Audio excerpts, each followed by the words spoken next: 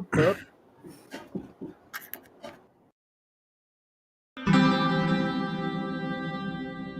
are these people?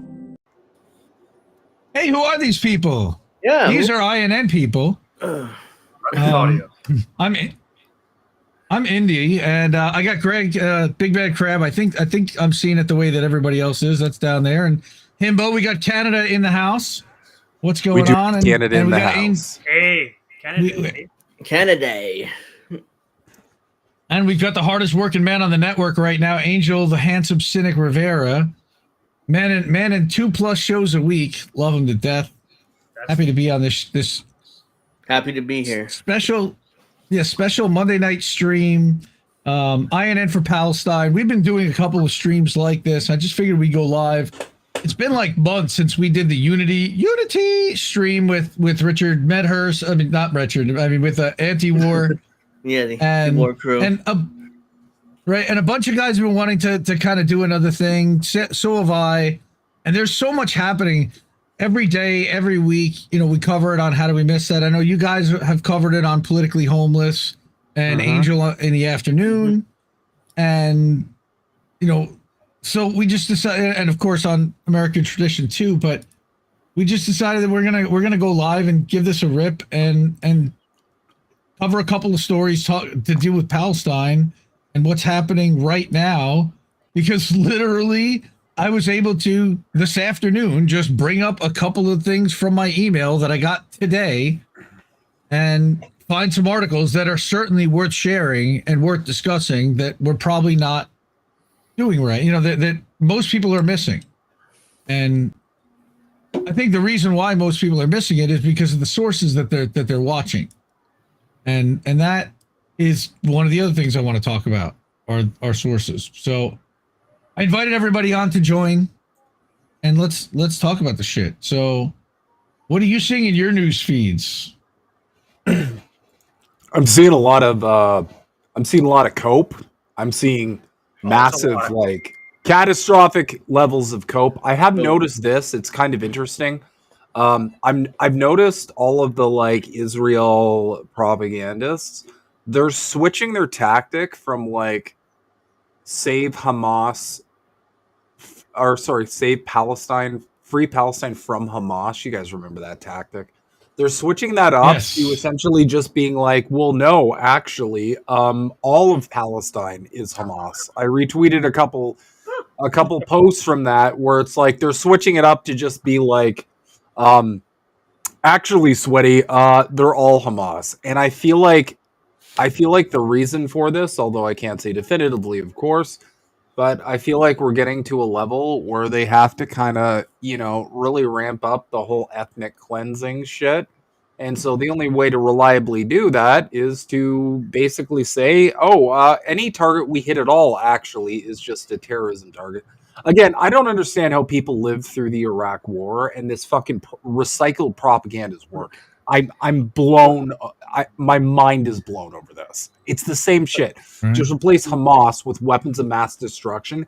There you go. That's the whole play. The ruling class hates us so fucking much. They don't even have the courtesy to give us some new bullshit. They're just taking bullshit out of the dumpster and throwing it back at us. Be like, this is some good bullshit. Here you go. Right. Well, everything. That was always the strategy. It's just that they're being more direct with it now. Well, you see, so like, I noticed now, like if you see Debbie Washburn Schultz went on CNN on Dana Bash, the beloved Zionist herself, and now the narrative is being pushed that you must accept that sexual violence occurred on October 7th. Otherwise, you are propagating that same amount of sexual violence, that same amount of violence onto others. And you're Hamas. That's right. You're also Hamas. Now you're complicit. Well, everything's Hamas. We should. Yeah. But this is the New York Times, the United Nations. They're all complicit in sexual violence now. You know what, Greg? Let's design a board game. Like now, let's design a board game. Let's design a board game called 6 Degrees of Hamas, where you just relate anything in the world back to Hamas. It'll be a really funny board game, I think. You just like anything on Earth, You just connect it to Hamas because that's the level of fucking stupidity we're supposed to accept. And the crazy thing is, like, I don't know what's going on. I know people who I know for a fact are fucking smarter than this, but because it's their like camp or their tribe that's like cheerleading for Israel, they feel like they're obligated to do it. And I've said to these people in DMs, I'm like, you're smarter than this. What the fuck are you doing? Like, it's They're scared for their They're jobs. crazy. They're Yeah, scared Dr. for their Rivera. careers. Yeah, so 6 degrees. I was going to say that the 6 degrees of Hitler, the Wikipedia game, where you have to you click random page on Wikipedia, and then you have to find Hitler in 6 clicks or less. yeah. Just using. I thought of a similar game later called We should 6 do it with Degrees of Hamas. Capitalism, where you connect 6 every Degrees single of Hamas. problem in the world. Yeah, that's a good call. Oh, you're a good job. You do a great job of playing that game, Himbo. You're like an ace at that. Everything connects to capitalism. Well, the problem is, like, I can't do 6 degrees because I realized you can just blame pretty much every fucking problem in the world on it, and it's like a 1 degree. It's like, pick something. Just spin a fucking wheel. So Oh, this okay, Saturday, that's... we should totally play that 6 degrees of Hamas game and race each other. Oh my god! We're all Hamas. Let's fucking do that. Let's do 6 degrees of Hamas.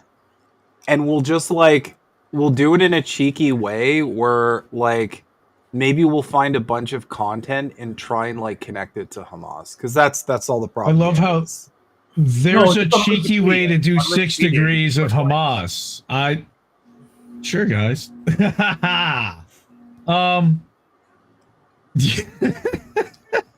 I don't even know how to segue from that. So, like I said this afternoon, I found a few of these articles that I subscribe to a lot of these websites, newsletters, and to their daily emails. And I encourage a lot of people to do that. It's free, and you get informed pretty well, and you just scroll through your inbox. And I'm working on a website where we can actually kind of where we can disseminate and kind of make heads or tails of that, kind of like we used to, but we're not there yet. So I grabbed a few just today. Like I said, you can do this every day, but these were articles that were, this one was published June 11th, right? Mint Press News. So I just went to a couple of websites. Show me Mint Press News, show me Mondo Weiss, and then World Socialist website. I was just looking at we did a story last night about the UAW. So I'm like, show me what they have to say about Palestine. And I found a pretty good op-ed that I thought I would bring here. And then I thought we would bring some other outlets that people may not have heard of and may want to subscribe to that also are pro-Palestine and will give you the kind of perspective, that isn't biased for pro-Israel. So this is crazy. This is a story from Jessica Buxbaum, and she's talking about Israeli startups literally making a killing in Gaza. And I think this isn't like a horrible, much of a surprise, but at the same time, these are successful startups who have participated in Israel's ongoing war on the besieged Gaza Strip, suggesting genocide is a lucrative tool for marketing tool for business. Of course it is, right? Products like suicide drones, smart guns, robot dogs have all been deployed, some with startups, right? Even exploiting the war to their advantage and touting their technology's use in the war as an advertising boost. Like, gross. They're literally saying it's how by saying, there you go, battle tested. This is what I was about to say. Israel's government-owned and private companies alike have long promoted their weapons as battle tested. Yeah, Gaza's battle tested on Palestinians. Gaza's a testing ground for all the new toys that they have, like the Lavender AI. It's all playing around. It's all fun for them. Pop quiz. That's their homegrown weapons. Yes. Pop quiz to everybody. Imperialism is the highest form of what? Capitalism. Hey, I thought it was like capitalism the answer to everything, Himbo? Really? No. I'm sorry. This is so goofy. They're just like, oh wow, what a great opportunity we can. Well, what can we make money off? How can we make money off of this? All right, It all comes back to this. It doesn't matter how tragic the event is. There's always some fucking huckster that is just trying to make, like, they're like, how, and it's so psychopathic. Like, who looks at a horrible tragedy and thinks like, man, how can I like make bank on this? How can I get my grind on? Like, right? Gross. Stock So price, bottom gross. line. That's all they care about. They're not human. They suck. They are part of a machine. Yeah, like it's just the dark side of innovation. Like these headlines. It just so Jessica Buxbaum over at Mint Press. She does a great job. She may be getting a little thing this year, a little mention. Israel is rapidly becoming a pariah state on the world stage. I don't think we're surprised at that. All right, as its Gaza assault, as we know, has killed more than 36,000 Palestinians thus far, minimum, and created a manufactured famine. Yep. Okay. Yeah. Well, the industry is in the business. This industry is in the business of killing. So what we find appealing, they find exciting. And what we find appalling, they find exciting. Isn't that nice? Right. So here's genocides are good for the startup nation. Nice. Elbit Systems. Elbit Systems has been protested quite a bit. Right. This is the big thing about Unit 8200. That came right out of the Mossad and Shin Bet, right? This is roughly 80% of Israeli cyber tech firms were founded by graduates of Shin Bet's Unit 8200, an intelligence corps infamous for its clandestine spying operations against Palestinians. I believe that they also own that Authentics, that the company that is now going through Elon Musk, right? Oh yeah. Through if you want to verify on Twitter, you have to go through an Israeli tech company. Fuck that shit. And submit your info. Yeah, we're not doing that. Oh, I'm not doing that at least. I'm not doing that. Oh, absolutely not. I'm not ending up on some fucker's list when I'm already on like probably 10 people's fucking list. I know that I probably got a Fed agent. I probably got a RCMP agent or Canadian intelligence agent for sure. I'm not giving them more fucking ammo to, I don't know. I wouldn't worry about the Canadians all around the world. You're on the FBI too. Trust me. The Canadians are far too nice to do anything to you. They can kill an Australian journalist. Wink, wink. So but you know, like deliberately. Yeah, this is. Sorry. No, Israeli tech. Look, we know that Israeli universities work the Ministry of Defense to conduct research, cater programs like the academic reserves and the Talpiot programs and Havat Salot program and to the Israeli military, right? You got IBM and definitely Intel, we know, has set up a big cyber research center near military bases as part of the Defense Ministry's initiative to funnel veterans into the high-tech industry. It's like, okay. So yeah, we know that they're called the Startup Nation, and there's a ton of big tech that has been moving in there, right? So all these companies are more or less under the radar, and here are some of the company names. So they actually give you, this is Extend, who secured $40 billion in funding after touting its success in the war, the assault against Gaza. All right, they literally got funding. They literally got funding for being good at doing a genocide. That's good at murdering Arabs. $40 billion. Holy fucking shit! Killing brown people. They're good at killing Arabs. That's why they got that money. You're really good at killing innocent people. We're going to give you some money. That's the world we live in, everybody. The Israeli military is using its signature Wolverine combat drone in Gaza to gather intelligence on buildings. Equated to operating a video game, the drone is equipped with a robotic arm and virtual reality goggles. That's the thing with the video game thing. I mean, that's how the U.S. government's able to get our military to do drone strikes, because it's like a video game. It's like Call of Duty. You know, you're playing and then whoop, they're dead.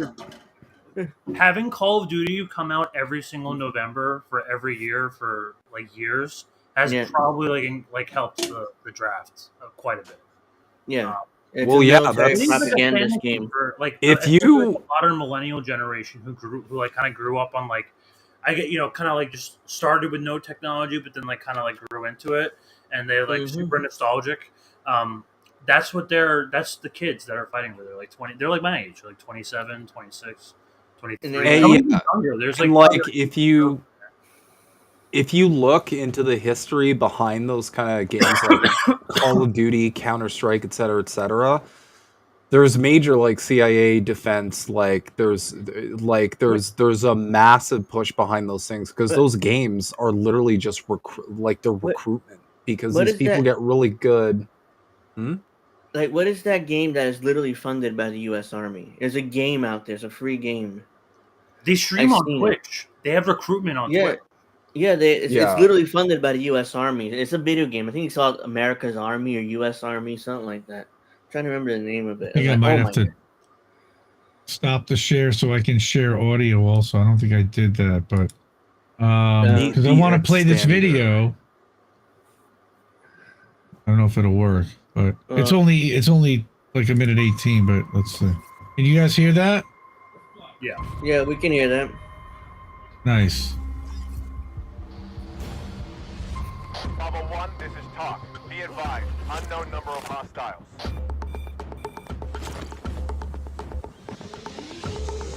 Bravo 1, deploying drone. Hold up. Let the drone go first.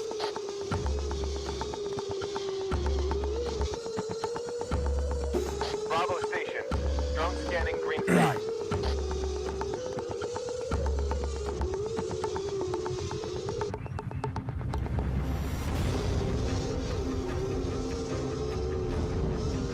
Scanning entry to the left. Where's the target? Bravo 1, be advised. Drone's got movement. Building 12. Execute. How does the guy not shoot down the drone? He's looking at it. Tango down. Tango down. I think these are just like actors, man. Well, obviously, but my analytical brain is like annoyed by that. Bro.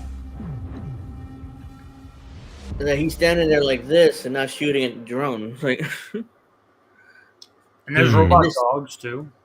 I feel like if you shut the drone down, it wouldn't be great promotion for the video. well, no, I mean that's a good point, but and my analytical brain is like bothering me with that. He's like this. We're not doing anything to the drone.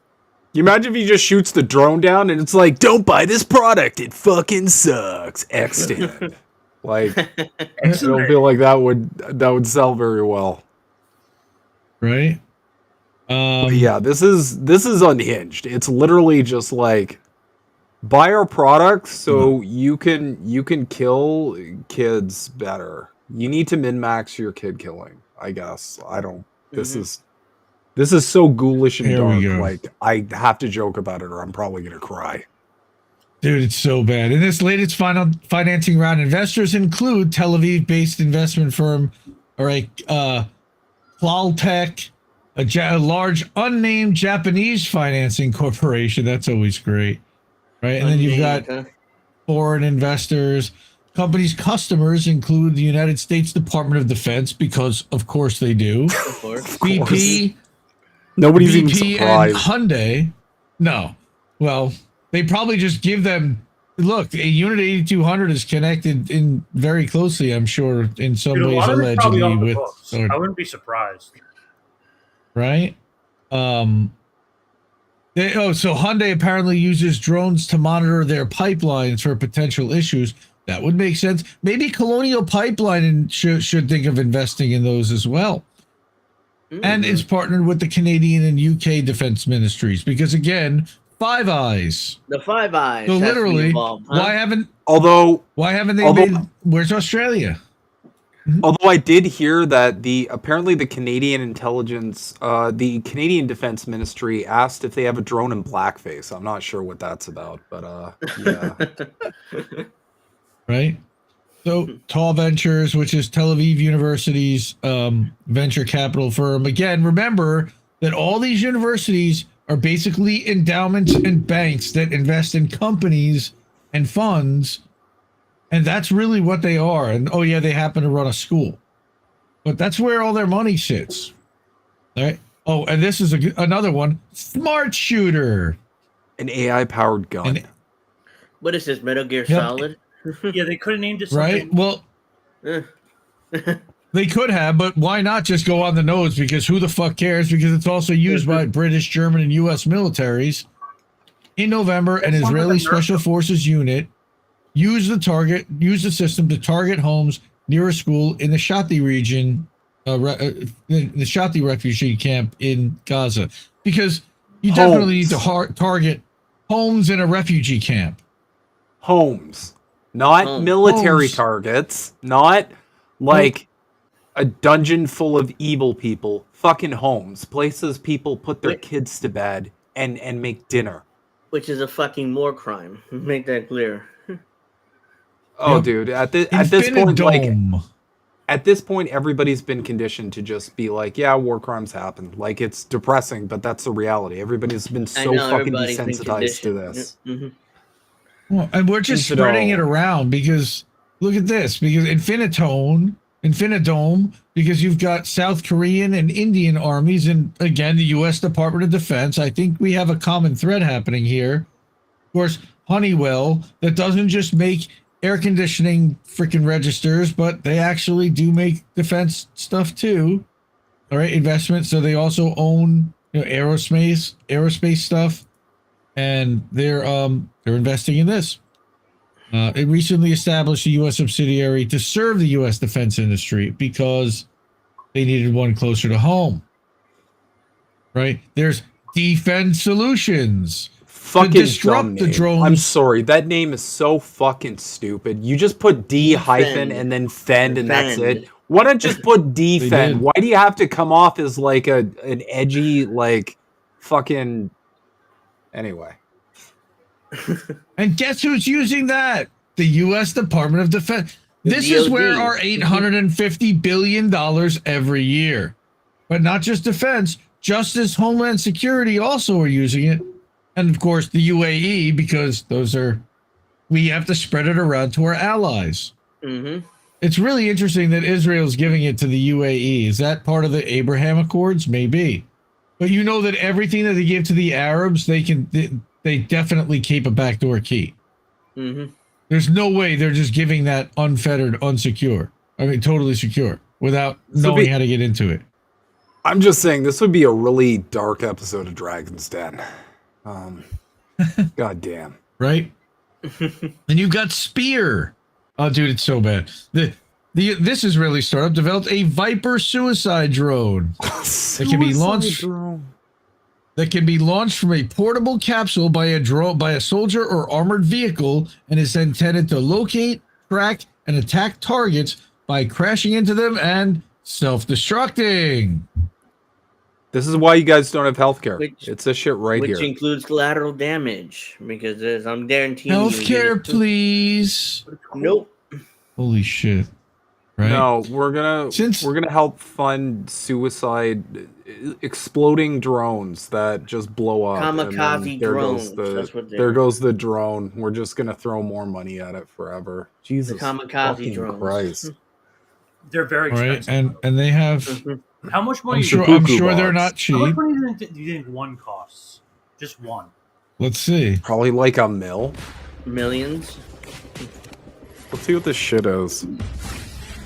A couple $100,000. I wouldn't say $1 million. They're deploying the quadcopter.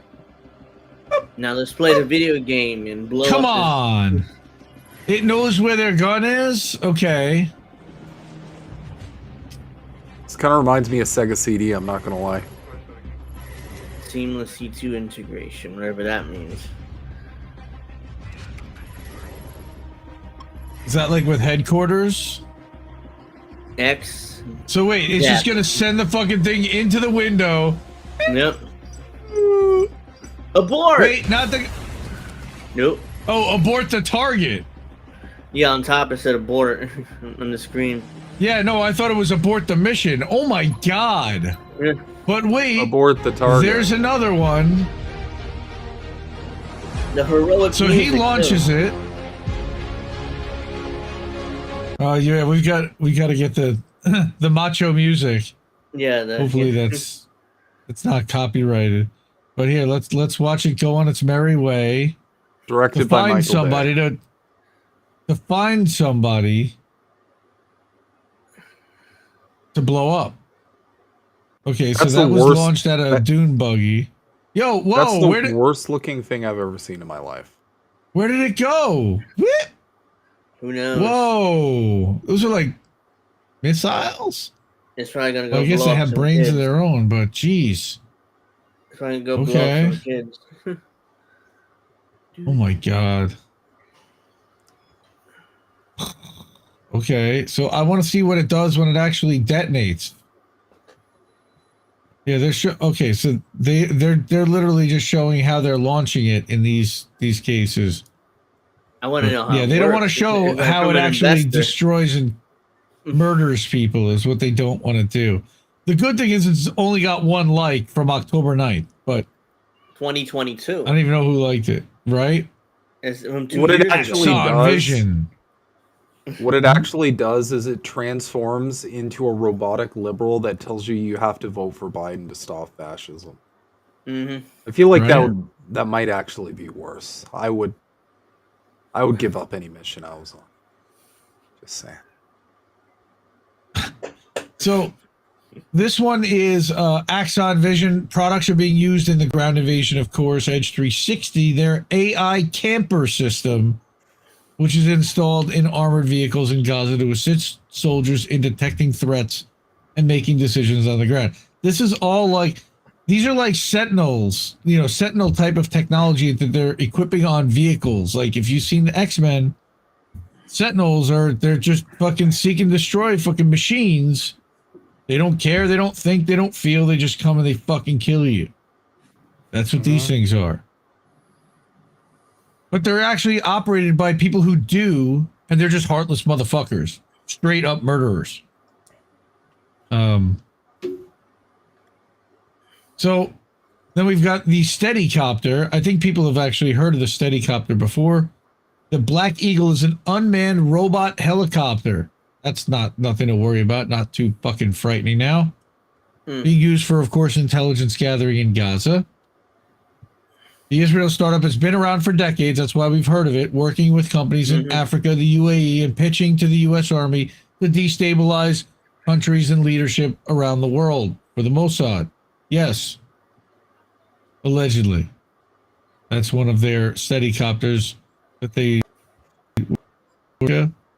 Let's see. Senegal. There you go. Unmanned capabilities. So you've got literally a helicopter drone. It looks like a helicopter. It's got skids and everything. Is that a radar attached to it? No, the radar's next to it. I'm trying to figure out what's going on there.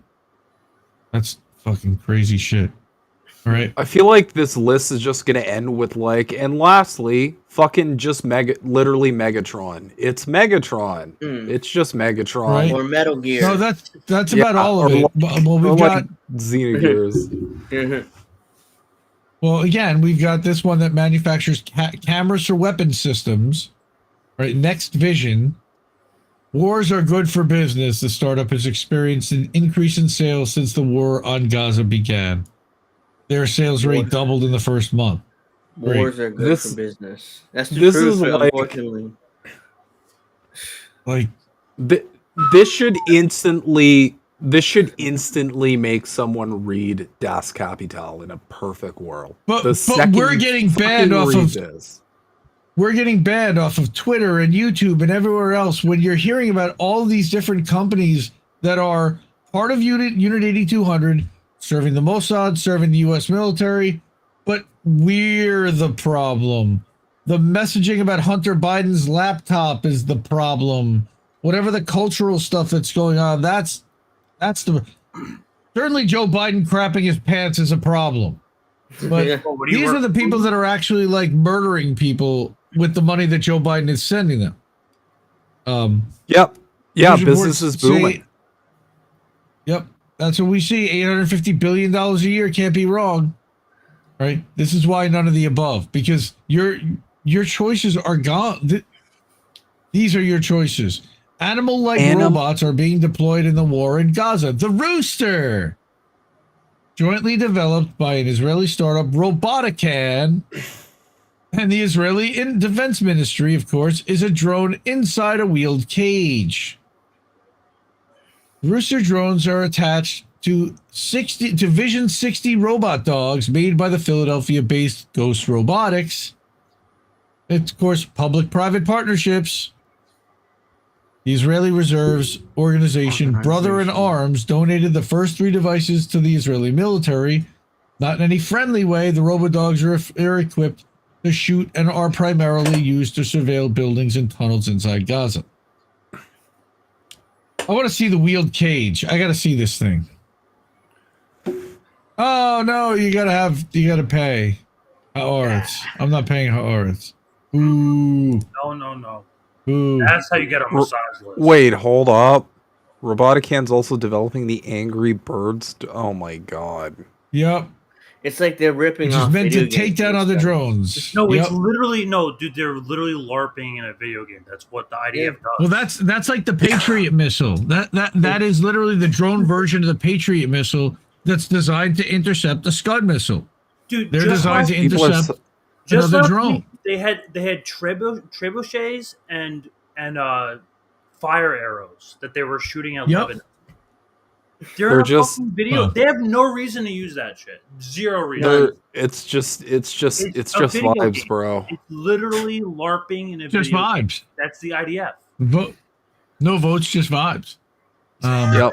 So in addition to Ghost Robotics, right, they partner with, of course, international arms distributors for police and military forces like the Guardian Defense and Homeland Security in Spain, and Messer Waffendel in Germany, and Viking in the UK, like Fly Motion in the US. I never even heard of Fly Motion, but nice to know that they're distributing drones for police forces in the US. Now they're in Scandinavia and God. So now they've also presented a Rooster drone to Eric Adams. Great. We believe that the Rooster is a vital product. Thanks. No thanks. Mm-hmm. And it just never, it keeps going. Core site. Oh, look at the cute kids. All right, where Israel gets its weapons, right? Israel's genocidal assault in Gaza couldn't reach the degree it has without the advanced weaponry it's creating. On the one hand, Israel's economic dependence on defense technology stagnates peace efforts and damages its international relationships when its technologies aid Israel's human rights abuses. Yet, on the other hand, their economy thrives on war and occupation. What other country have we ever heard of that does that? Every Western country. I'll take that for $500. I can't even imagine. I was thinking hours, but yes, you're correct, Alex. Mm-hmm. Yep, you would be correct there, Mr. Himbo. And here's the thing, like, don't take it from us. Take it from Joe Biden when he literally said Israel was the best investment that the United States ever made, and if there wasn't an Israel, they would have to create one. That's right out of We would have had to have invented one. That's right. They have like these foreign policy wish lists that they just dream about. They daydream about bombing Iran. I promise you. Like they wake up one day and they're like, "Is today the day we get to nuke Iran? We just need something." It's resources and imperialism. Yeah. Yep. So while diplomatically they may be shunned in staterooms around the world, it's only becoming more and more attractive to decision makers in war rooms and military brass on the battlefield, which is really sad. But like I said, Jessica Buxbaum is excellent. She's one of the best reporters. She's been working with Mint Press for a long time. So support Mint Press, support independent media. Let's turn off the screen share for a second and go back to us. What's up? Hey, everybody. What's happening? Dr. Nick is here. Natalie Williams is here.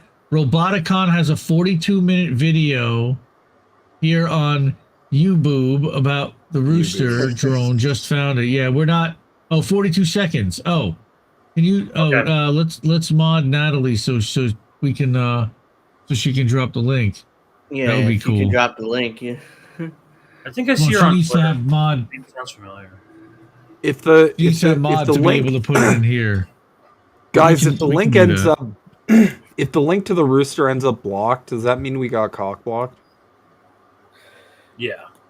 Yeah. I had to make the joke. I'm sorry. I'm not sorry, but Dr. Nick beat you to it. really, what? No way. He said the cock. Damn it. Damn it. Yeah. So Nick is the fastest gun in the West. Sadly. So when was the last morning that you woke up that you did not see some kind of horrific shit in your news feed? Like I can't even remember. I can't remember. That's what Twitter was made for. Yo, Yeah, it's been our whole lives. The only difference is that like we didn't like think about like the war in the Middle East, the war in Iraq. Like we just didn't have TikTok. We didn't have the technology to be streaming that. But can you imagine the horrors that would have been showing up on like TikTok and Twitter and all these other places if it were? It would have been the same thing. Well, I don't know if the U.S. Army would have allowed their soldiers in the same way to be posting those kind of videos the way the Israelis were just, they didn't give a fuck. Like I've never seen anything like the kind of gloating. Uh-huh. No, they're proud. They're proud because those are not humans to them. They're not humans. They're literal actual animals, which is a big part of these stages of genocide. You have to dehumanize a group of people before you exterminate them because you have to paint them as like a pest, an annoyance, like stray wolves or something like that. You can't paint them as human because then you're not going to get acceptance for that because people are going to be like, "Whoa, those are normal people." You got to make it seem like they're not human, right? Yep. So Instead of saying never again, the Israelis are using what the Nazis did to them as like a guidebook. It's like, okay, this is next step. This is the next step, and they're following it to They a literally T. worked together. Like George Galloway talks about this. They minted a coin together. Like a big part of like Hitler's like a immigration of like German Jews to Israel was because of working with Zionists. So, yep, they're like it's quite literally the Nazi handbook. Like I saw a clip today. Someone was like invoking the name. Like they literally invoked Hitler on Channel 14. I saw that. Oh my god! Former MP or something. Yeah, they were like, he was like the former MP. He was literally said like, to quote Hitler, as he said, "We must exterminate every Jew. We must exterminate every gospel." And he said it just proudly, like it was just it was just like with no irony at all, just insanity. Holy shnikes! Seriously. So I brought another article, and this one was out of here to do audio, good, to share a screener tab. Well, we were fine before. So where the hell is it? Here. Israel's destruction and theft of cultural property in Gaza. And this one was at a World Socialist website.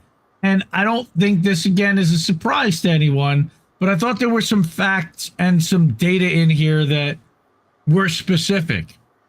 So, first off, I'm sure Himbo can relate to a lot of the stuff. Imperialism can look back on a long history of the destruction and theft of cultural property, which has played an important role in the realization of genocidal intentions for imperialist purposes. Look at what's been happening in Gaza so far. They've literally been erasing everybody's history. Like, good luck getting a birth certificate if you were born in Gaza now. They've blown up every hospital. How are these people ever supposed to have documentation? I mean, I don't know what the answer is. Like they're stateless. They don't care. They were That's the reality. They were already stateless, but the Gaza Health Ministry maintained a list of records. Now, Israel had a list of reported records as of a certain date, but how many of those people are accounted for? Where? How they reported them? How are they?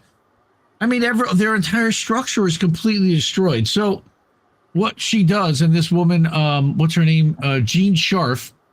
All right. Take the period of German colonialism, in regard to which it is still unclear how many artifacts were brought to Europe, largely by the German military.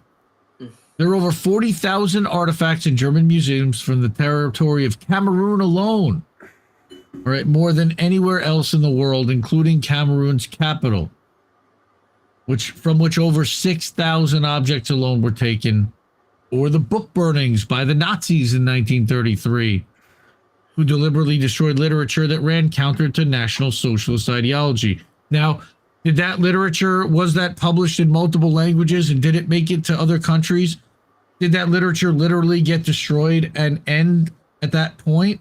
I don't know, but I think there's a lot of records and a lot of stuff that certainly is permanently disappeared.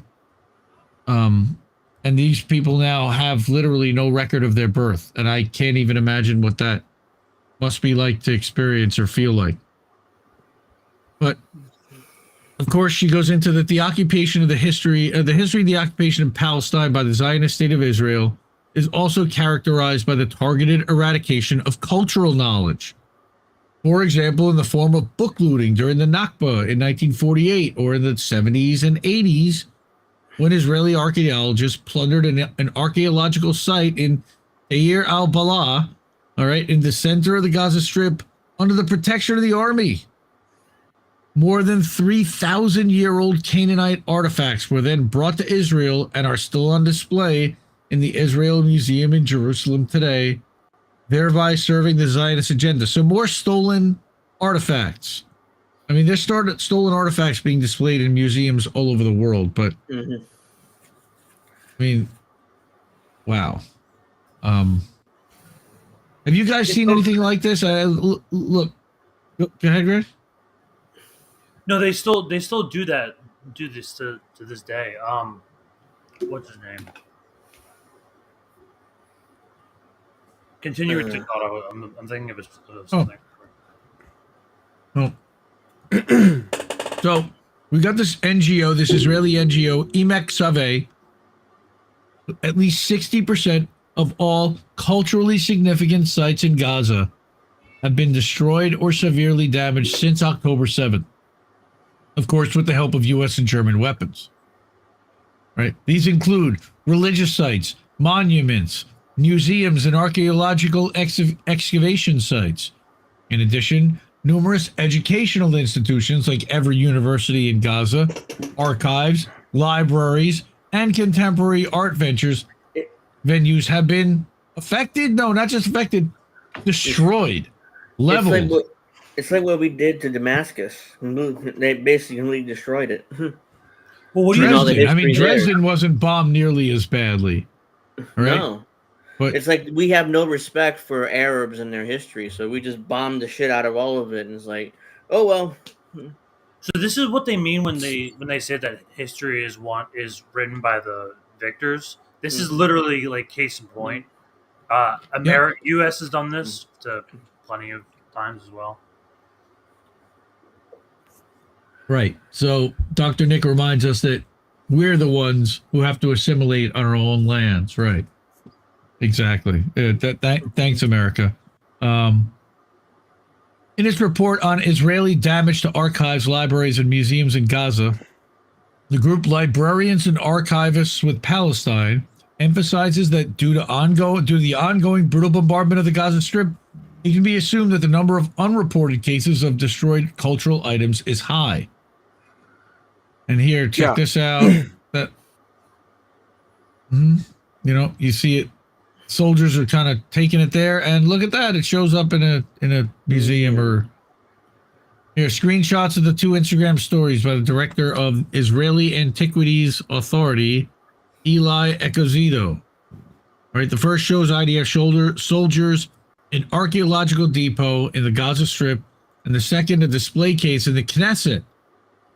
Wow. Right on display for their lawmakers, where archaeological finds from the Gaza Strip are exhibited. Those are sick motherfuckers. Yeah, it's they're going for literally just disappearing this entire group of people, and that's in no small part due to the core and long-standing objective of the West, which is to take over the Middle East, get rid of all the people in it, and take all the resources for themselves. This is no different and turn than Gaza into Singapore. That's their idea. Yeah. They want to turn Essentially, Gaza into yes. Singapore. There's We saw it. Go ahead. There's already plans from the Israelis to build very expensive townhouses and condos in the Gaza Strip once they eliminate the Palestinians. Well, with the Israelis, there's kind of a pure motivation to it because their whole narrative is based upon this single lie that that's the homeland of the Jewish people and that historically they laid claim to that land, which is Greater completely Israel. not true and doesn't make sense. It actually goes against the Talmud, which is why you see a lot of like actual Jews like protesting Zionism. Yeah. And my favorite. Sorry, continue. no, continue. We were going to say. My favorite meme is the one where it's like a white dude yelling like "That's anti-Semitic," and it's like At the Palestinian, the Arab too. And the Arab's like, "No, I'm Semitic. You're from Poland." That's my favorite one. Dude, you're literally from Switzerland. Yeah, like, bro, I'm Semitic. You can't call me anti-Semitic. I'm Semitic. I'm a Semitic person. Like, right? Like following that, are we at? Like they the whole purpose to erase the history is so that the less evidence they have to deal with, and I'm sure they hate that 1947 Guinness map that gets passed around showing that it's Palestine. Oh, you can just tell they're like shaking their fists every time that one gets busted out. Yeah, right. So they want greater. At the end of November. That's their goal.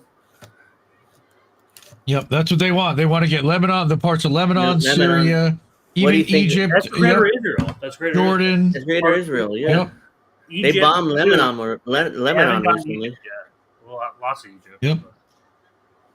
At the end of November, the Gaza City archive was completely destroyed by Israeli shelling, and with it, thousands of papers dating back over 150 years, which document historically significant buildings in Gaza City, among other things, which, of course, were also destroyed. On November 5th, 25th, the Tamari Sabah Library was destroyed. In addition to hundreds of Palestinians who had sought shelter in the library building, tens of thousands of books also fell victim. Well, you know what? I'm not so sad about the books as opposed to the hundreds of Palestinians that were killed there. But at the end of November, Israeli airstrikes leveled Gaza's municipal library to the ground. Sure. But Gaza is rich in archaeological. Go ahead. No, but they had to be some Hamas there. I mean, that's I'm sure that's the excuse Israel uses every time. Well, there was two Hamas every there. time. So we had to bomb the shit out of that building, kill all these innocents. Well, they have a 10-to-1 ratio for, Reef and Colin covered that with the Where's Daddy stuff. Using the AI, they get like a certain amount of leeway in how many civilians they're allowed to murder to go after a terrorist, a suspected terrorist. They don't even know 100%. The AI has maybe a 70% fail rate. It's like they connect you based on like phone lines and previous calls you've made and whatever intel, but it just makes these random guesses. It's nothing. I'm just gonna call it that whole thing is just a front. It's just nothing more than plausible deniability. They don't actually. That is one. That is part. They don't care. They don't care if they're gonna hit terrorists. That's why the AI is so terrible. But yeah, they just want the people gone. And I'm trust tired me, of with Israel's military, they can target Hamas if they really wanted to. absolutely. If they really Now you would wanted think that if go ahead. No, the most I intelligent would say- army in the world, they somehow can't find Hamas, and they kill thousands of civilians in the process. They but the know- tunnels, they the have to know- tunnels. Yeah. Just they like have we to- couldn't They find need to know how many weapons of mass. terrorists they've killed, but they have no idea how many civilians they've killed. When they said, you've killed at least 40,000 so far, they're like, oh no, that's just the Hamas numbers. And then when you try to ask them, they don't know. Yeah, just Can't like tell we you. couldn't find weapons of mass destruction, we couldn't find Al Qaeda, we couldn't Oops. find ISIS, Everything's we an couldn't oops. find. Mm-hmm. It's just not the goal. They're just saying it's the goal, and that's not the goal. It's been the same fucking gameplay this whole goddamn for my entire life. It's been the same fucking gameplay. They say we're doing this, and then they go do some shit over here. And they keep saying, like, no, this is our goal, even though it completely breaks off at some point inevitably and loses consistency, where it's like, well, wait, why are you over there doing these things? That doesn't line up with the goal you're pretending to fucking align with. And they're just like, oh, no, I think there was a weapon of mass destruction in that, like, fucking pit full of children. Like, I think there was a weapon of mass destruction in that playground over there. Like, I'm sorry. Like, this is the one, like, white pill I have about this whole thing. Like, because they were so fucking lazy and didn't even like think to try a new propaganda tactic. This is just like taking everybody back to the last time they were bamboozled about like a Middle Eastern war narrative. This is just taking everybody who's acting in good faith right back to that point. They're just taking them right back there where it's like, wait, they're saying we got to do all this crazy awful shit over here because of this like boogeyman over here. Wait, this is a rerun. I remember this episode. So.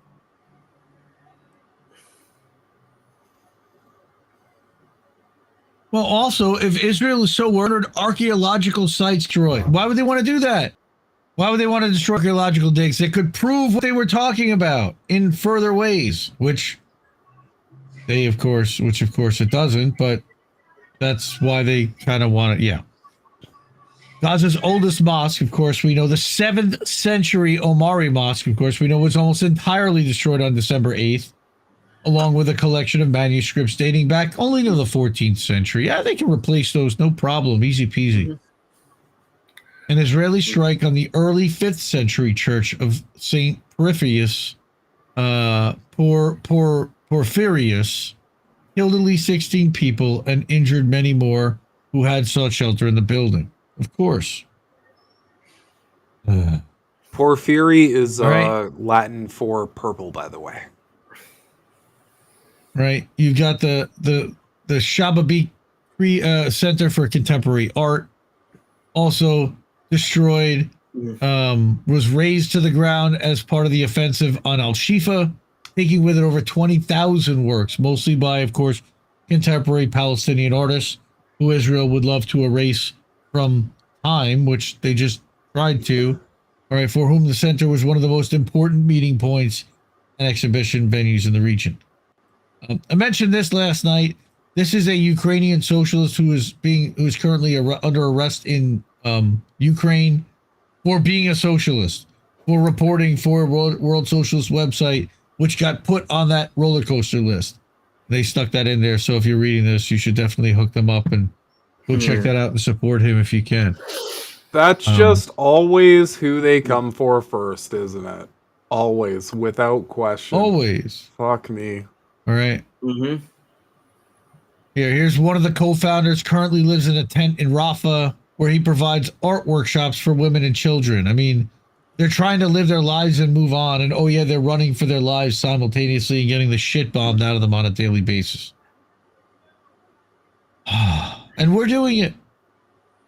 And, the fact that we don't want it being done just is insignificant or irrelevant, apparently. We protested. A lot of people have. It's clear that there's a lot of people who don't want to do this and who don't want this to continue, but yet it somehow does. All right. So Again, this you is got just the. Go ahead. this is just a little bit of food for thought. But this whole like erasing just disappearing these people. I'm wondering if there's a deeper meaning to this insofar as like if they erase a whole people's culture, if they erase the people themselves, if they erase any history of them existing, it would be pretty easy to just deny this whole horrifying ordeal ever happened. Now, wouldn't it? If there was history to the contrary that painted these forces as objectively the baddies, then that'd be a different story. But if you get rid of all the receipts, so to speak, all of a sudden, you have a lot more wiggle room with your propaganda. Anyway. Well, that's why they started murdering all the journalists early on. And there's, again, more journalists have been killed in Gaza and the West Bank in the last 8-9 months than in any conflict in modern history. World War II, Vietnam, Iraq, Korea, both of them, all of them. Yeah. I mean, it's no receipt, no refund. I like that. Right? No receipt, no refund. And the aim of the imperialist powers and the Israeli government is the eradication or expulsion of the population of Gaza for geopolitical purposes. Only the building of an international mass movement of workers and students against war and fascism, guided by a socialist perspective, can put a halt to the ongoing genocide and the accompanying destruction of cultural heritage. And they've been doing that on college campuses all around the country, and bless them for that. I think that really has had a big impact. In some cases, it's hurt the Chuds Fifis big time. Let me tell you, they get very, very upset when those kids on those college campuses. I said, wait a minute, those kids are saying that this college has an endowment where they're spending billions of dollars and investing billions of dollars in defense contractors that then spend their money and get money from the Defense Department to go murder kids over in Israel, and they don't want the money. That's whose money? I just think it's funny. That's the like, kids paying tuition. How else? Right, that's their money. Yeah, it's not like they're just going like, hey, we're gonna insert ourselves into something that doesn't involve us. No, they don't want their money going towards like insidious bullshit like this. And I think it's really funny, by the way, that all of these like stereotypical like conservative grifters that usually hang out on college campuses to get like easy dunks on uneducated people or whatever, they're not setting foot on it. I think that's why they're really mad. I think Steven Crowder is pissed that he can't set up this shitty little table and yell at 16-year-olds to make himself look better because there's these protests going on. Same thing with Ben Shapiro. Yeah, imagine. And their narrative is, well, imagine Steven Crowder went out in public. He had to change my mind for like Israel's our greatest ally. Well, it's funny because those assholes. Actually, I talked to one of my friends, and he's kind of an independent, but on the right. He's not that plugged in, but he certainly watches and listens to a lot of the Fox News stuff. You can tell from his talking points because he turns to me. He's like, those kids. Most of those kids don't even know what they're doing there. They just want to hang out and camp out, and they want to be part of the crowd. And if you're not, then you're ostracized. Like, dude, they don't want to fucking live out in tents for months at a time. Who wants to do that? Graduation. Stupid. Like, also, all of this, every single fucking narrative about this, every single one of them, especially like the kids don't know what they're doing. I'm sorry, guys. I'm too fucking old. We're too fucking old to fall for this bullshit again. I remember Occupy Wall Street when they pulled this same play where they're just like, none of the people making a demonstration knows what the fuck they're doing. They do this for every single fucking play. They do it for every single play. They basically try. Here's a playbook. They need to invalidate any large group of people who are saying, I'm against this, they need to invalidate that large group of people because it's automatically bad optics. To see a shitload of people gathered together, coming together over something they oppose, that's bad optics right off the bat. So what you have to do is you have to invalidate those people. And we did it with Occupy Wall Street. You saw people go around and interviewers would specifically target, the worst types of interviews. And they would just make like a smash cut to make it look like everybody was an idiot. And then they ran the narrative that everybody was an idiot and they were just lazy or entitled or blah, blah, blah. As opposed to the very valid takes that a lot of people fucking had. They're doing the same thing here. The play hasn't changed one iota. They're trying to make it so that like the underlying narrative is they don't actually care this strongly about this fucking issue. And they have to do that. Because right on paper, if people see how many people are unified and like organizing against this issue, they're going to take note and they're probably going to join in. Because, we are social animals. And at the end of the day, like herd mentality is a powerful thing. So they have to invalidate the large group of people. Because if you just look at the large group of people on paper, you're going to go, holy fuck.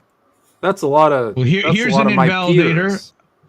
You perfectly set up exactly what I was about to show next, which is this invalidator that I found today on fucking Instagram that made me a little crazy. All right. Okay, great. It's a minute and a half. Good. I planned that whole thing, by the way. That was all planned. One that I grew up with. Everyone I went to Hebrew school with was posting Zionist propaganda, and nobody seemed to want to listen to reason, so I blocked them. And I reached out to my rabbi, and I made a video about it, because I reached out to him and I said, please, I beg you, say something. Say something about the genocide, say something about what's going on, just speak up for the voiceless, because that is what we're supposed to do as Jewish people. You taught me that. He taught me that. He's the one who taught me that. And he said, oh, well, why don't you come to my office and we'll talk? And I said, no, I'm not coming to your office because you know what the right thing is to do and you're not doing it. I gave up. And then I started sending him articles again last week after the massacre. And he blocked me. And he's posting, bring them home. I sent him that photo of that man holding his headless child after his refugee camp was bombed. And he blocked me. He has 2 kids. He has 2 young children.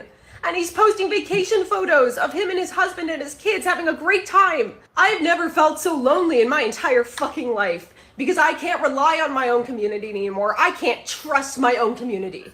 Yes, a lot of us are speaking out in support of Palestine, but it's not enough. It should be all of us. We're supposed to be better than this. This is not who we are. It's who the Zionists are. Yo, really feel bad. Like I saw a tweet the other day, not the other day, like more like last week. Someone on Twitter was like apologize. It was like, will you guys forgive me for being Jewish? And like that like almost brought me to tears. I was like, it's not your fault. It's actual anti. Yeah, I know, but it's the Zionists. It's a difference. Well, that's how here's the comparison the most I always state in the entire world. Here's the comparison I always try to make. I'm like, and I say this to like chuds, and I've gotten through to a couple of them, although they're chuds, so the success rate is very fucking low, right? I say to them, okay, do you approve of what the Biden government's doing right now in general? And a lot of them say no. And I go, okay. So how fair would it feel if every single time you criticized Joe Biden, someone would accuse you of being anti-American, unpatriotic, you're against your country, you hate Americans? How fair would that feel? And I got a couple blocks from it, but I got a couple people to admit, which I felt was a W, even though it was just 2 people, saying, Oh, You can you're say the right. same thing about your religion against Judaism. Really, like, Yeah, how would you feel? Because got a they've been couple trying people- to conflate this shit. I got a couple people to say, you know what? Yeah, that would be really unfair. And I'm like, that's exactly what you're falling for with this propaganda when they're trying to make the actions of a government, of a state, and the propaganda apparatus that is influencing that group of people under that state to do with a whole race of human beings. That's what you're doing. You're saying these are the same. So whenever you criticize Joe Biden or the other actions of a government or the other actions of a group of people who are controlled under a state apparatus, you're essentially saying, I'm one of those. So when you shit on Trump or you shit on Biden, you know what? You're just shitting on yourself. It's the exact same thing.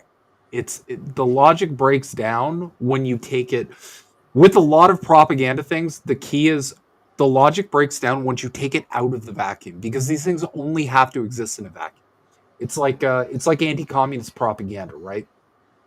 It only works if you separate it from capitalism. You can't make that comparison. You can't make that like, Carlos Mao killed 600 grillion bajillion Japanese Soviets or whatever fucking conservatives are saying. But like, you can't compare that against capitalism, because if you even start to fathom the death toll of capitalism, it's just holy fuck. Like, it's everyone who's died in the last couple of 100 years, basically, for the most, unless you've lived out to old age and died of natural causes.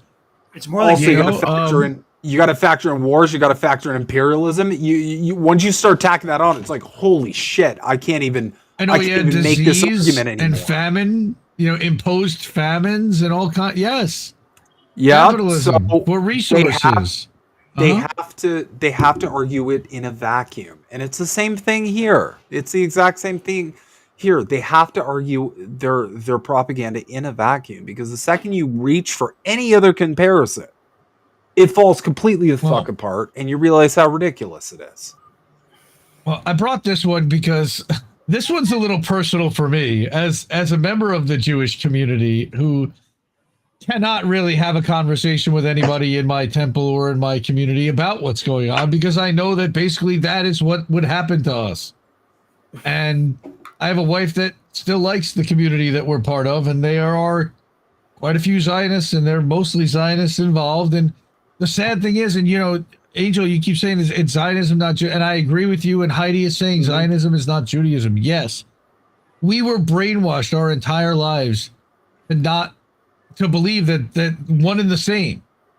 Jews support Israel. Every single one. It's not even a question. Like, we didn't even know for most of our lives that there was a group of Jews that didn't. Like, yes, there were, but those were the crazy people that you never listened to. And they have a whole, it reminds me of Scientology, kind of how they bring you into this cult, and you can't listen to anybody else, because the minute that you really start listening to that, it starts to unravel the entire thing.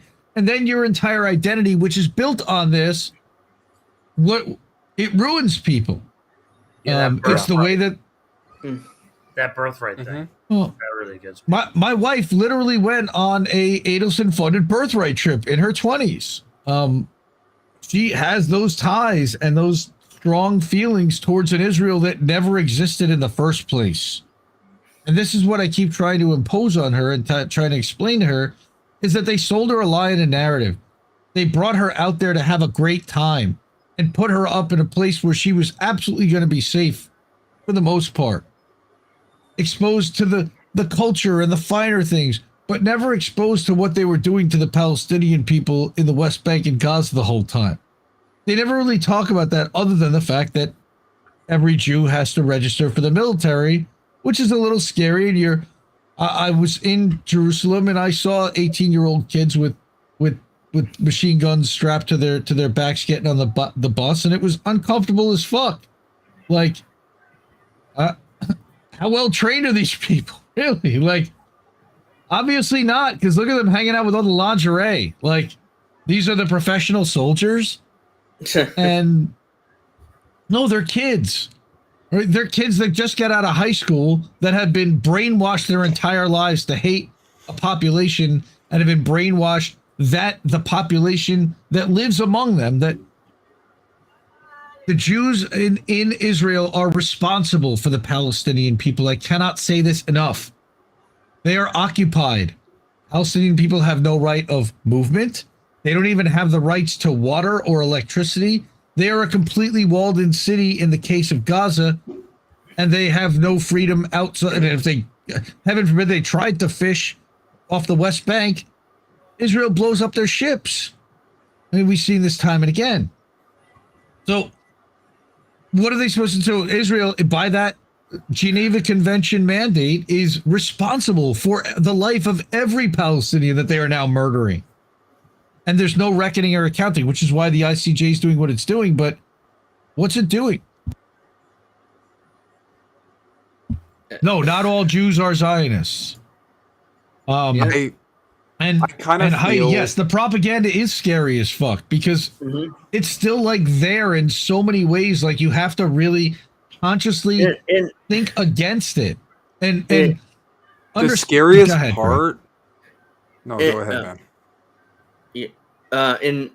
I'll go ahead. I go to church every Sunday. I'm sure everybody knows that. I've talked about it on X. And one of the first things we do is say, God bless you and God bless Jerusalem. I'm like, I don't say that part, but it's like, oh, Jesus Christ. Like, and it's impossible to get through these people. So it's like, I'm not going to bother. I like them. They're good people for the most part.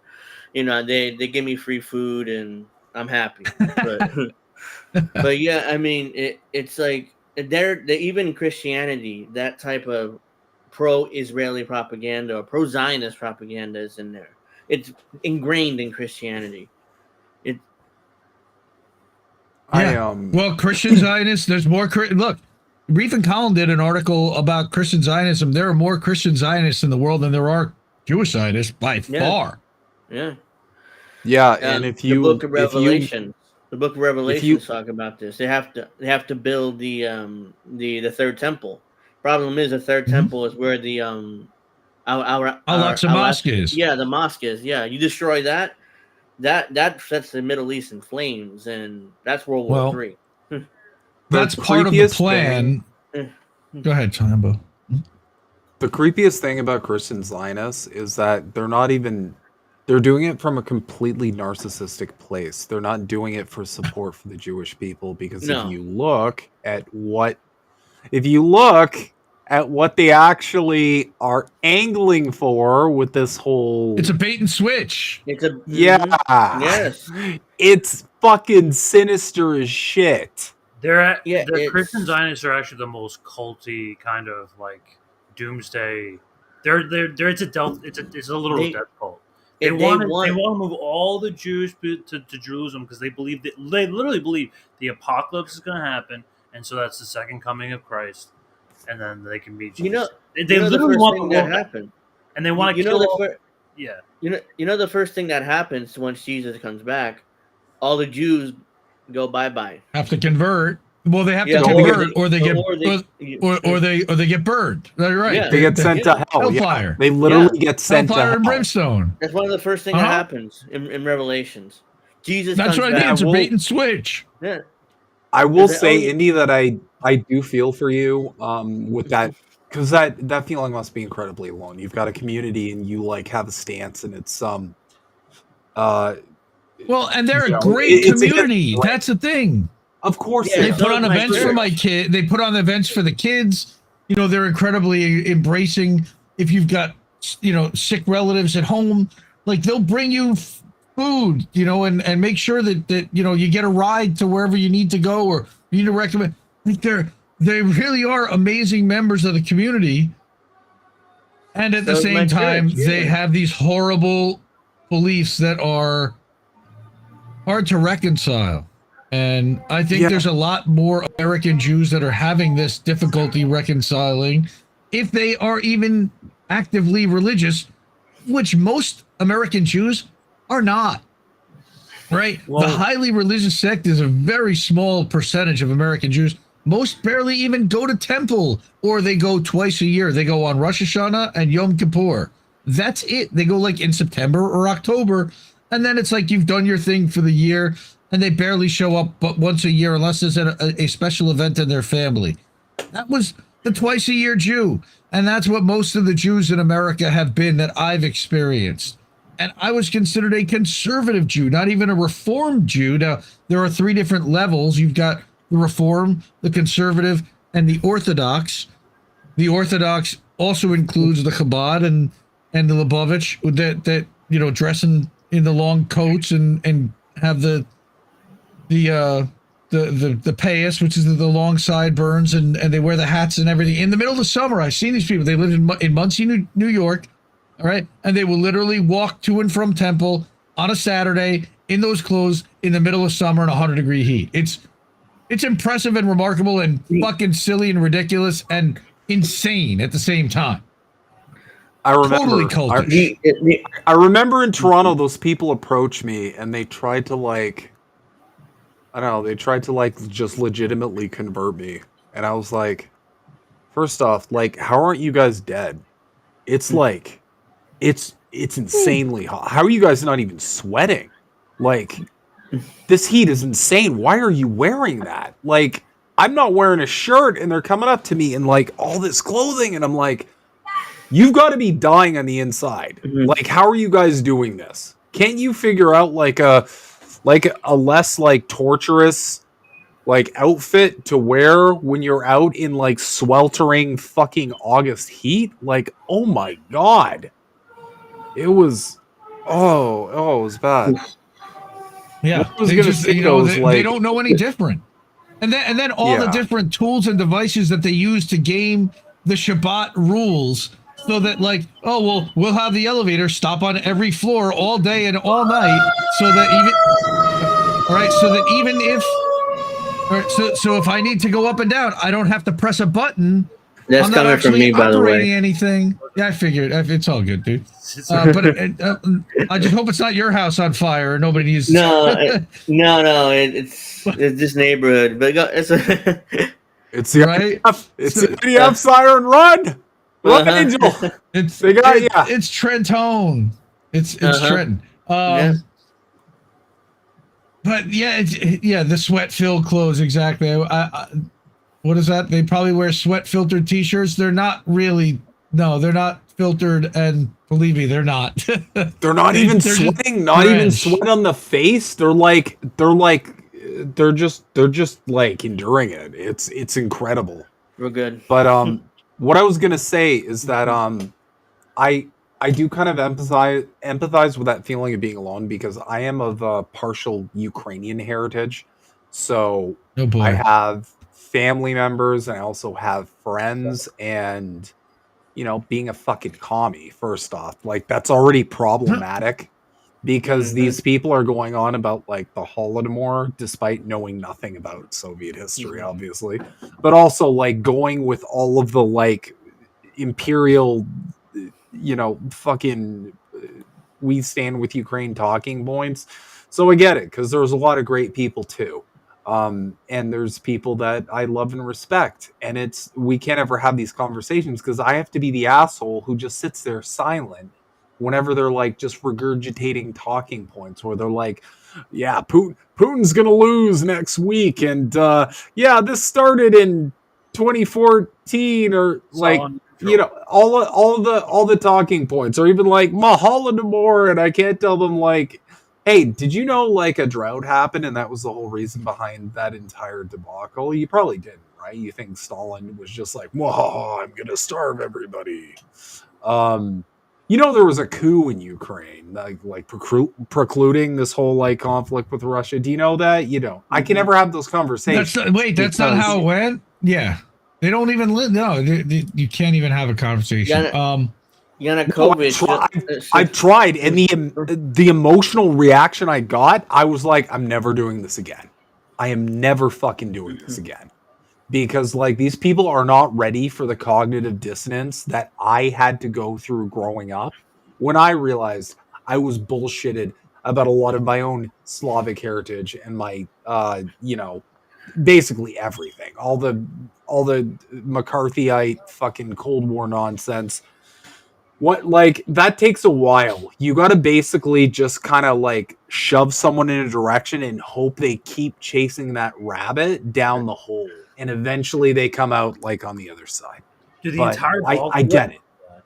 All Well, the Balkans, they're all like pure nationalistic. They're all like because of this the split up. But like, there's a lot of Yeah. like War II, a lot of different countries breaking out. But that was another thing about World War II. It was like a lot of different things going on at the same time. It wasn't just the Holocaust. I'm full blown Puerto Rican, and my people were just shoved into World War II, World War One, Vietnam. I mean, we were on the front lines with the black people, and we were all murdered for the most part. So yeah, and my father was drafted in Vietnam. The only reason why he didn't go and they sent him home was because he had a deformity in his arms. He couldn't really do this, or else I probably wouldn't be here because he'd be dead right now too. He would have died decades before. That's pretty crazy. Yeah, that's the only reason why I'm here, That's because crazy. he couldn't do this with his arms. He had a deformity in his arms. So like, okay, you can go home. Like that's how bad his arms were. In light of the recent news about the draft, I'd just like to give a shout out to this beautiful speech right here. I ain't draft dodging. I ain't burning no flag. I ain't running to Canada. I'm staying right here. You want to send me to jail? Fine. You go right ahead. I've been in jail for 400 years. I could be there for 4 or 5 more. But I ain't going 10,000 miles to help murder and kill other poor people. If I want to die, I'll die right here, right now, fighting you if I want to die. You're my enemy. I know who that is. No Chinese, no Viet Cong, no Japanese. You my opposer when I want freedom. You my opposer when I want justice. Muhammad Ali. Ali. Mm-hmm. Dude, if I wasn't Ali Boumaier. if I wasn't a dual citizen, I would literally just tell him, send me to jail. Fucking send me to jail. I'm not doing it. If they ever do the draft up here, I'm gonna take that. I'm gonna take that just as a cue of like, all right, it is revolution o'clock. I'm going to galvanize the entire proletariat over the fact that they don't want to go to war, and we're just gonna seize the means of production and fuck you. You guys screwed up, and we win and you lose. That's it. Like, I'd rather rot in a jail. That might be, yeah. That might be the single most like proletarian working class galvanizing sentiment that people can take advantage of when they're doing this whole like drafting thing and like kind of, yep, it's Ali. Very good, Heidi. Yep, it was Ali. If they start doing this, like we're gonna start drafting people, that's when you get everybody the fuck together and you put this shit to bed. You shut it down. You shut it down. You shut it down. We've been saying for years, shut it the fuck down. Let's finally do it. Yeah, they floated a draft during the Bush administration heading into Iraq, and everybody like, hell no. It was like, oh, okay, we're sorry. We're not going to do that. Instead, we're going to hire contractors to do our killing for us, which costs more money. Yeah, Blackwater. Because, like, everybody deep down, the weirdest thing about the Bush era was, I know for a fact a bunch of us were fucking confused about the whole thing, but we were self-censoring so hard because of like 9/11 and all the other shit that we were like, you couldn't criticize. I don't know if I can say this, but this doesn't make any sense. Why are we over here when they're saying this shit over here? Dude, there's you people couldn't criticize the people administration. that still talk like that. There's people who still like, maybe it wasn't an inside job. Or like they think like, as soon as you start talking about 9/11, like people think you're insane. People think you're crazy. They think you're like a conspiracy theorist. Conspiracy theorist. That's right. So you haven't watched Richard Grove, or you decided not to look into it whatsoever. Here, I got a great video that Joe made, and I literally have it like bookmarked now in my Discord. It's amazing. Like today, like you can't say anything about the Russian-Ukraine thing, otherwise you're a fucking Putin sympathizer. I know so many people, but I'm also like right next to. I've gotten it. But like, I've been called a Putin. I can't. I just try to avoid. It's the first line of the grift. Yeah, but last stand I came to deliver. What is it? We call an operative, a Russian, and a grifter. There you Or go. you'll get called a communist, and I'm like, Is that a do you compliment? think that Yeah. hurts my feelings? Yeah, like Well, You so idiots. I figure we've been here a little more than an hour. I figure we'll cut it for tonight. We'll do this more often. I mean, I don't see why we Yeah, can't. I for talked to sure. the anti-war guys. Maybe we'll have some more. The rest of this week is already loaded. We got American Tradition tomorrow night. This is Jesse's first show back since his Do Dissident show, and I actually brought a video that we're gonna run next. That's Greg's version of Deep Pop Culture. Greg's video of Deep Pop Culture from the second Do Dissident show. It's the full song from his phone. Tomorrow night we got Wednesday night we got INN News with Reef and Colin. They'll be working on that tomorrow night as we're doing American Tradition. Thursday night, these two guys. We've got Himbo and Greg over here, Mr. Mad Crab, right? And then Friday, Tara. I'm not sure if she's gonna have a guest. What we're gonna do Friday? She was talking about Scott Ritter. I don't know if that's gonna happen, but Friday at 7, we know that Angel in the Afternoon is gonna happen Friday at 7. You Yeah, took the be week back. off last week, much deserved week off. So Angel will be back, and then we'll do our Jesse Clip show at 10:30. Not sure what the theme's going to be this week. I still have to figure that out and put the clips together and assemble that. I was thinking Yeah. Dr. Seuss, but I don't know if everyone really wants to watch Dr. Seuss spoken word on a Friday night. Maybe they want to get baked and watch Dr. Seuss. I don't know, but Pro my feeling wrestling is talk. everyone wants to kind of listen to tunes. Yeah, so Saturday night we got pro wrestling talk. Yeah, And Himbo that's returning gaming. as well. Yeah. I mean, I'm not gonna lie. Give me enough CBD oil, and that sounds like Angel, a you don't fucking watch blast. UFC? Yeah? You don't watch UFC? Why do you watch Yes, wrestling? Yes, I watch both. Oh, okay. Yeah, I've been watching a lot of Right, and then so last night my internet held out for How Do We Miss That, and definitely for both. So we ran both of those shows, and we'll be back next Sunday to do that again. And then Monday, who knows? Maybe we'll be back here doing this one more time. I'm trying to get together a group of Puerto Rican content creators to do a show on Sunday. I don't know what happened this Sunday or next Sunday, but that's definitely gonna happen. I already got some deconstructing topics to come on, and I'm hoping to get Cafecito Break, one or both of them. I mean, I've reached out to them, I haven't heard back yet, so we'll see. RA's cool. I like her. She's cute. And then what's the other thing? If you guys are going on any shows, if we have any appearances, let us know. But yeah, shout out to again Hardlands. I know was featuring Jesse's stuff again today. He always does that. He's amazing. Mhm. We love and appreciate Kit. Big shout out over there. Yeah. Although I do have to independent say, media. Go ahead. DNC convention. I do have to say, like, I respect like the New York and Chicago pizza thing, but up here in Canada, our pizza blows your guys out of the water.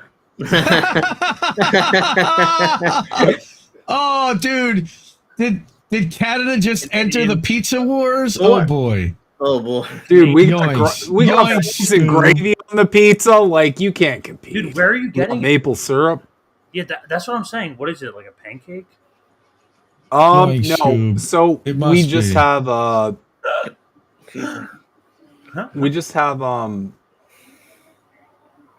We've just got, covering your like- face. You can talk. we've just got we have this one I don't know why it's so fucking good. I've asked them what their secret is, and they're like, we just make pizza. There's no more to it. But we've got this one pizza like chain called Pizzaville, and for some reason, like, the cheese is amazing. The sauce is incredible. It's so tasty, and the crust is. I feel like their selling point is like we use like high quality water or something. Like we use like spring water or something for our dough. But like just a combo of like really good cheese, really good sauce, and really good dough. I'm like, I've been to the States and had pizza, and like, holy shit. Like, it doesn't come close. So I think Canada is actually the GOAT for pizza, and I feel like New York and Chicago might both have to cope. I'm just gonna leave it I right should there. tell Kit that. I'm gonna cut to Jesse Jet right now, and I'm gonna say to support independent media, and we'll leave it on that bad take. Have a good night, everybody, and we will see you soon. And you yell at Himbo on Thursday on Politically Homeless about that. Not everybody. Good night. Need pizza. Who are these people? Who are these people?